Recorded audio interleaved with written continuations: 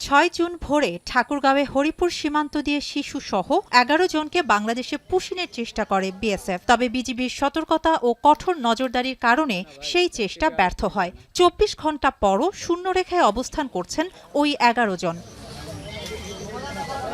এদিকে পুশিন ঠেকাতে বিজিবির পাশাপাশি স্বতঃস্ফূর্তভাবে পাহারা দিচ্ছেন স্থানীয়রাও। সীমান্ত ভারতের যে আপনার বাতি আছে, বাতিগুলো নিভাই দেওয়ার সঙ্গে সঙ্গে বিজিবি টের পাচ্ছে।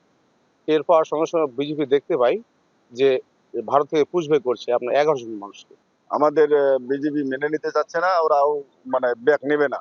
এটা নিয়ে তর্ক বিতর্কের মাধ্যম দিয়ে আমরা এলাকার জনগণ সহ প্রত্যাখ্যান করতেছি যে ওদের মানুষ ওরা যেন নিয়ে যায়।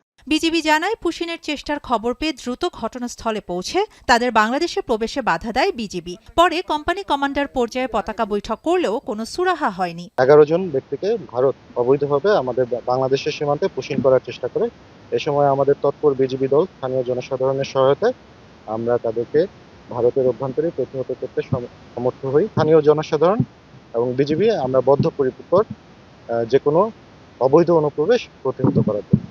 এদিকে শনিবার চাঁপাইনবাবগঞ্জের বাঙ্গাবাড়ি সীমান্ত দিয়ে ২৮ জনকে পুশিনের চেষ্টা করে বিএসএফ। তবে দিনভর চেষ্টা করেও বিজিবি ও এলাকাবাসীর কড়া নজরদারির কারণে তা ব্যর্থ হয়। পরে তাদের ফিরিয়ে নেয় ভারতীয় সীমান্তরক্ষী বাহিনী। এছাড়া সম্ভাব্য পুশিন তৎপরতা ঠেকাতে দিনাজপুর সীমান্ত জুড়ে সর্বোচ্চ সতর্ক অবস্থানে রয়েছে বিজিবি। এদিকে কুষ্টিয়ার দৌলতপুর সীমান্তে অন্তত ১৪টি বিওপিতে কঠোর নজরদারি চালাচ্ছে বিজিবি। তবে তাদের পতাকা বৈঠকের আহ্বানে এখনও সাড়া দেয়নি বিএসএফ। সতর্ক রয়েছেন সীমান্তবর্তী গ্রামের বাসিন্দারাও। স্থানীয় জনগণ এবং বর্ডার গার্ড বাংলাদেশের যৌথ প্রচেষ্টা এই ধরনের পুশিন সংক্রান্ত যে কোনো ধরনের অপতৎপরতা রুখে দেওয়ার জন্য সর্বদা সজাগ আছে। রোববার সকাল থেকে কোথাও নতুন কোনো পুশিনের ঘটনা বা চেষ্টা হয়নি। তবে দেশজুড়ে বিভিন্ন সীমান্তে বিজিবির সঙ্গে সমন্বয় করে কাজ করছে আনসার ভিডিপির সদস্যরাও। শাহানা জাহান, এখন।